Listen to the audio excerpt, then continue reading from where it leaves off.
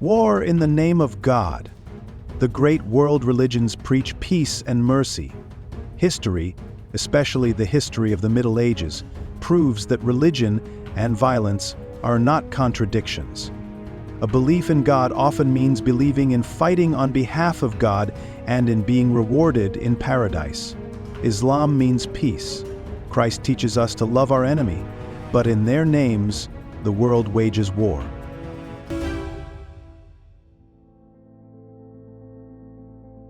The unique and triumphal expansion of Islam has made it the religion of many peoples, from Spain to Indonesia.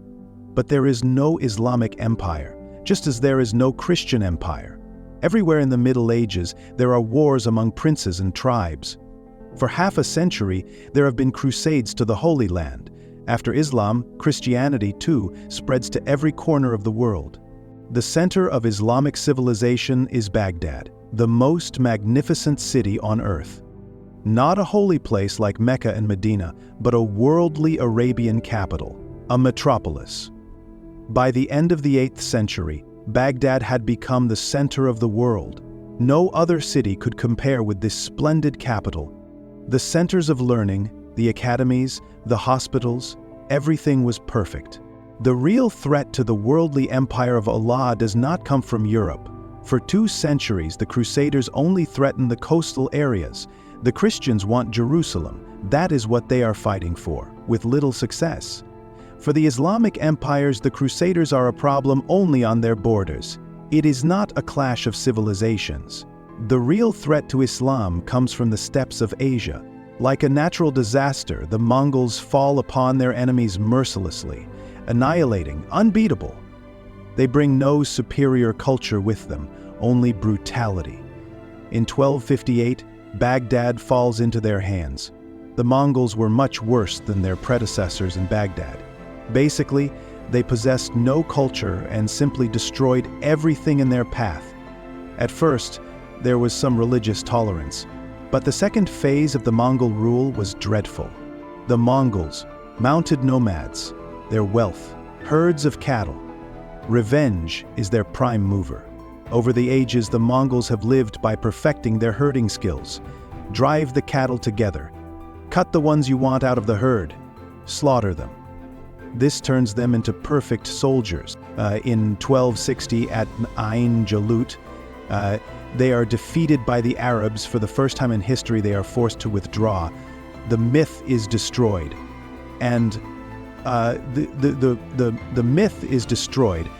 The really interesting thing about the Mongols is that they come storming over the horizon and conquer the Islamic territories pretty quickly, meaning there's no time to evaluate the threat.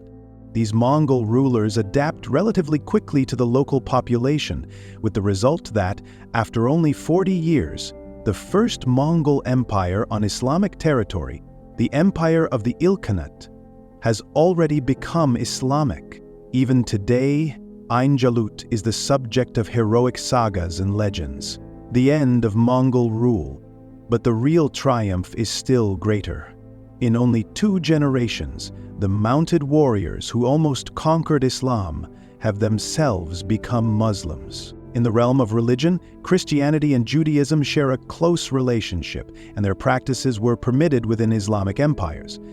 However, this tolerance was not always reciprocated, as Christianity only demonstrated similar acceptance in the later Crusader states.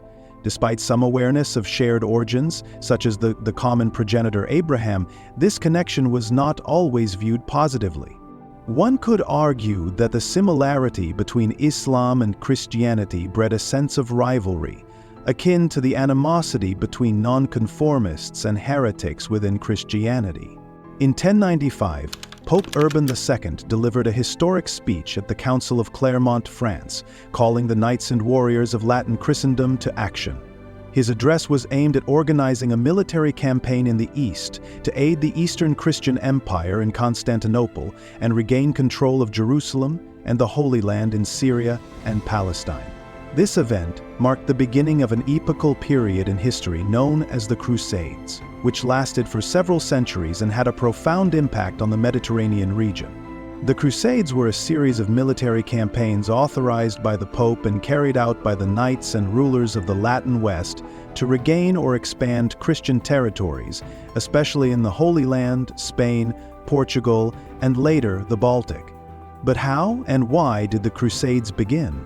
It is interesting to note that the Crusades began in the late 11th century, some 4 centuries after the massive expansion of the early Islamic caliphates in the mid-7th century. The early Arab conquests were among the most important events of the early Middle Ages. Within a century, the Rashidun and Umayyad caliphates had conquered much of the old Roman Empire, including Mesopotamia, Syria, Palestine, Egypt, Western North Africa, and even Spain. This rapid and impressive series of conquests transformed the Mediterranean. These conquests greatly reduced the territory of the most powerful Christian power of the time, the Eastern Roman Empire, or Byzantine Empire as it is sometimes called. Much of the early Christian world was centered in these eastern regions, which were the richest and oldest parts of the old Roman Empire. Jerusalem, located in Judea in the Roman province of Palestine, was an important holy site in the early Christian era, honored as the site of Christ's death and resurrection. Pilgrims from all over the world flocked to the region. The popes condemned petty wars between nobles in France, urging them instead to unite and travel to places like Spain and Sicily. Pope Alexander II granted the papal banner to Roger, a Norman prince who had succeeded in overthrowing Arab rule in Sicily. Roger's war, according to the Pope, had spiritual merit. People who joined Roger could receive the blessing of the Church.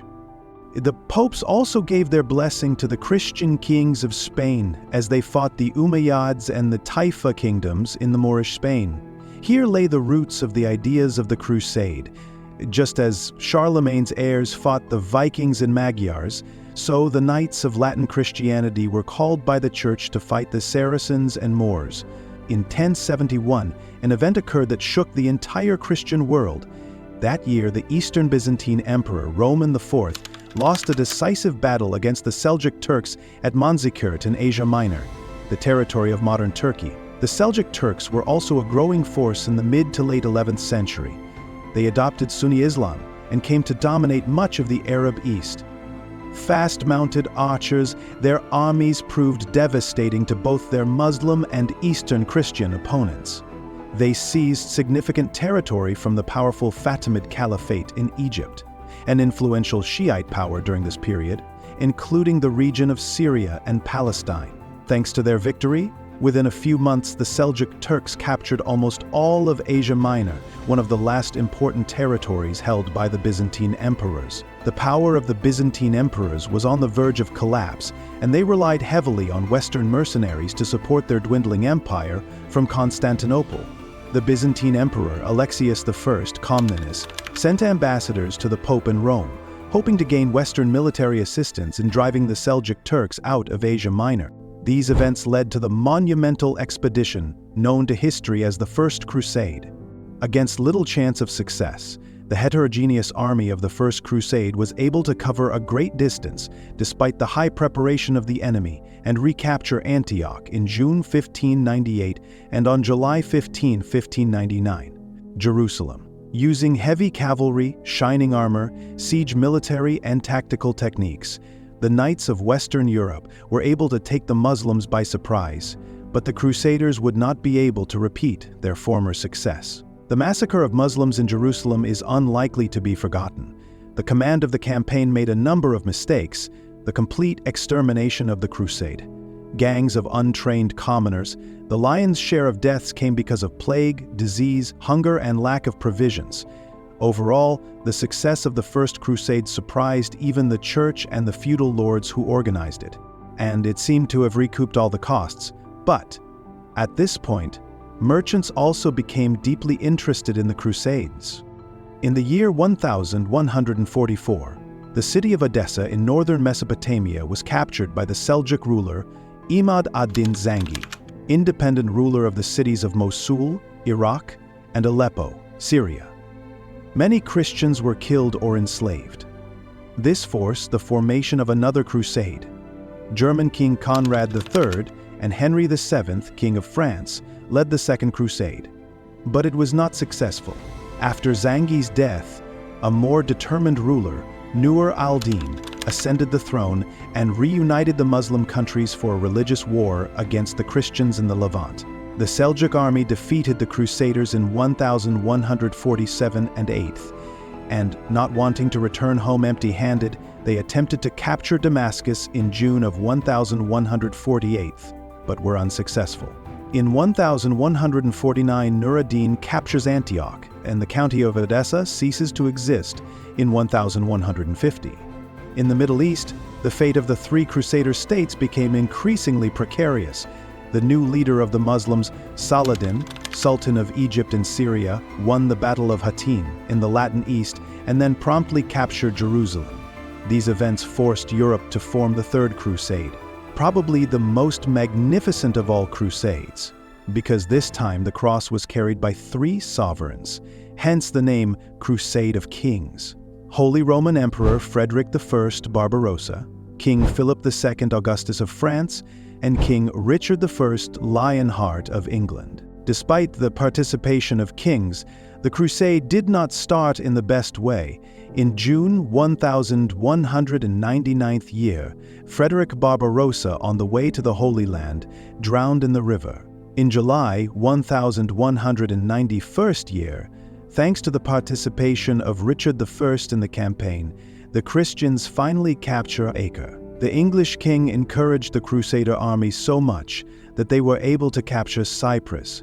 In September 1191, returning towards the city of Jaffa, the Christians win another battle at Asufa, approaching Jerusalem. It seemed that they could not take the city, and if they could, they would not be able to hold it under the fierce onslaught of Saladin's army. The result of the Third Crusade did not meet all expectations. The Crusaders concluded a treaty, according to which, as a retreat, received the right for 3 years safely make a pilgrimage to the Holy Land and a small piece of land near Acre. But still, the Third Crusade was an important milestone in history and prompted the formation of other campaigns, which will grow into something more. In further campaigns, the Crusaders commit the form of mistakes. The main task of the Fourth Crusade was the siege of Constantinople, the greatest city of Christians. The ambitions of the Church, the greed of the Venetians, and centuries of strife between the western and eastern parts of Byzantium created an aggressive mood, as a result of which the capital of Byzantium was sacked in 1000 Devaset the fourth year. The Fifth Crusade brought about a change in offensive tactics, as the Crusaders saw the only way to retake the Holy Land from the Muslims, who were ruled by the Ayyubid dynasty, was to attack the enemy from the rear and first conquer Egypt. During a long siege, the city of Damietta fell into the hands of the Crusaders in the year 1219. The Sixth Crusade took place mostly in a spirit of diplomacy and negotiation. Holy Roman Emperor Frederick II was condemned for not participating in the Fifth Crusade, but he was able to conclude a treaty with Al-Kamil, the Sultan of Egypt and Syria, according to which he gave Jerusalem into the hands of Christians, on the condition that Muslim pilgrims would be free to visit the city.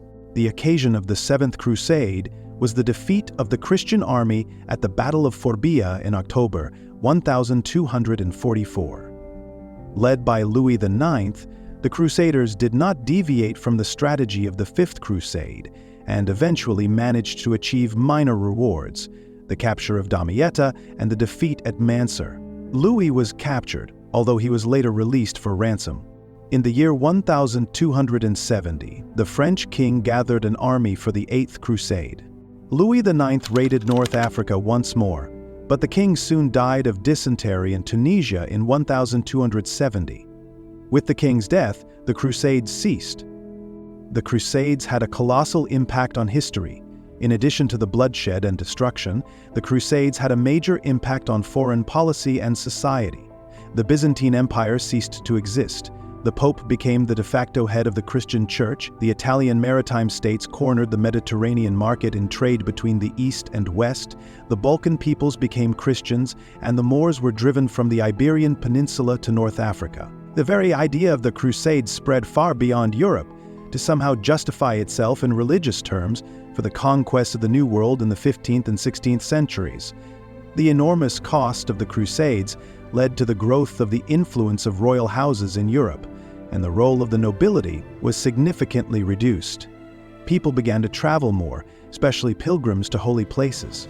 The wanderers sing songs about the Crusades, opening the curtain on the mystery of an unknown world, even if the knowledge about it may be ambiguous. In the long term, there was the development of spiritual military orders directly related to knighthood, which in one form or another exist to this day. Europe developed a very strong sense of cultural identity, which was partly manifested in xenophobia towards Jews and non-Christians. Many artists perpetuated the legends and myths of the Crusades, both on behalf of Christians and Muslims. As a rule, many of these works of art are misinterpreted, which leads to conflicts in the 21st century.